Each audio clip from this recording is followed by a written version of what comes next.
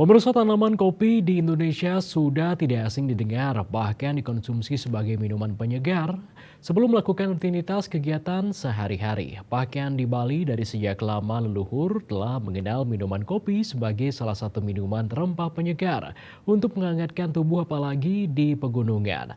Bahkan kalau umat Hindu menyiapkan sajian untuk diaturkan pun dilengkapi dengan seduhan kopi.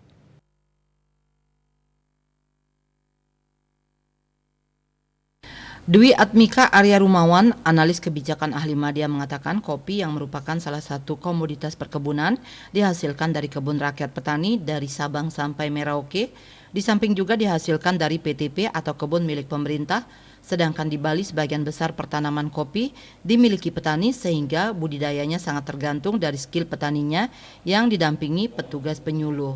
Di Bali, kopi Arabica di kawasan Kintamani, Badung, Bangli, Buleleng mendapatkan penanganan lebih prioritas karena merupakan produk ekspor hingga mendapatkan sertifikat IG yang pertama di Indonesia dari Kementerian Humkam, menyusul kemudian kopi Robusta yang berada di kawasan Pupuan Tabanan dan Buleleng. Kondisi ini mengangkat harga kopi petani.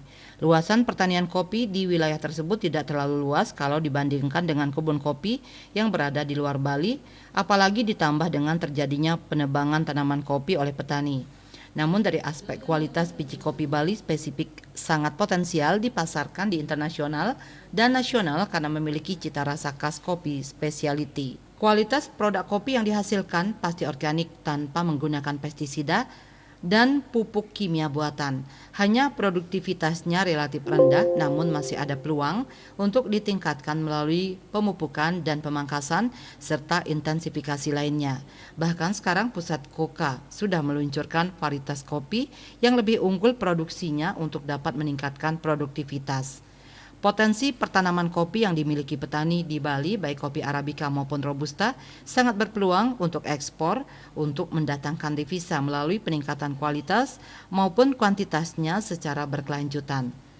Apalagi sudah memiliki sertifikasi IG dan sertifikasi organik untuk bisa mendukung pendapatan daerah PAD ketika PAD Bali yang drop bahkan pertumbuhan ekonomi terkoreksi sampai di bawah nol.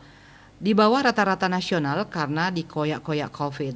Sebenarnya Bali memiliki potensi pertanian di lahan kebun dengan tanaman kopi yang sangat potensial untuk digarap dan dikembangkan pemerintah daerah melalui badan usaha yang sudah menjadi miliknya agar menjadi pundi-pundi PAD strategis yang lain di luar pariwisata. Dengan membeli buah kopi petik merah milik petani, petani terhindar dari tengkulak atau rentenir, kemudian diolah secara profesional oleh badan usaha milik pemerintah sesuai SOP yang diminta atau dipesan pembeli. Hasil kebun yang dikembangkan dari komoditas unggulan didesain agar mampu mendongkrak PAD. Di samping itu, secara bersamaan memberi spirit bertani kepada petani kopi di pegunungan yang masih mampu bertahan terhadap bahaya serangan COVID hingga sekarang. Bali Post melaporkan.